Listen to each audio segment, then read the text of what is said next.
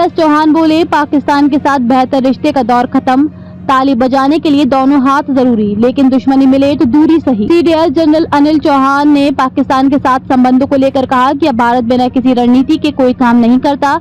उन्होंने कहा कि पाकिस्तान के साथ कूटनीतिक संबंध कायम रखने का दौर खत्म हो चुका है। शांग्री-ला डायलॉग कार्यक्रम में सीडीएस चौहान ने याद दिलाया कि कैसे पीएम मोदी ने अपने पहले शपथ ग्रहण में पाकिस्तान के तत्कालीन पीएम नवाज शरीफ को आमंत्रित किया था। चौहान ने कहा कि ताली बजाने के लिए दोनों हाथ चाहिए होते हैं, लेकिन अगर बदले में सिर्फ दुश्मनी ही मिले तो दूरी बनाए रखना एक समझदारी भरा फैसला है।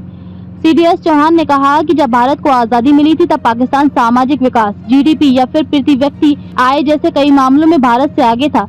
अब स्थिति बदल गई है, अब भारत पाकिस्तान से हर मोर्चे पर आगे है। जनरल चौहान ने कहा कि ये बदलाव किसी संयोग की वजह से नहीं बल्कि सोची समझी रणनीति का नतीजा है। सीडीएस जनरल अनिल चौहान ने सिंगापुर में शांग्री-ला डायलॉग के दौरान भविष्य के युद्ध विषय पर बात की।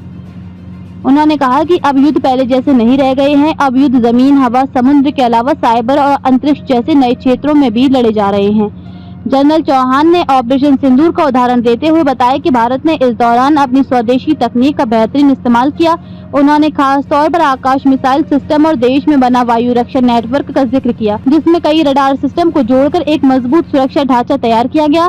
भारत ने ये सब विदेशी कंपनियों पर निर्भर हुए बिना किया। उन्होंने कहा कि पाकिस्तान ने भले ही चीनी या पश्चिम सैटेलाइट तस्वीरों का इस्तेमाल किया हो, लेकिन भारत ने खुद ही टेक्नोलॉजी पर भरोसा किया। भारत ने युद्ध के लिए जरूरी नेटवर्क और रडार प्रणाली को खुद से खड़ा किया।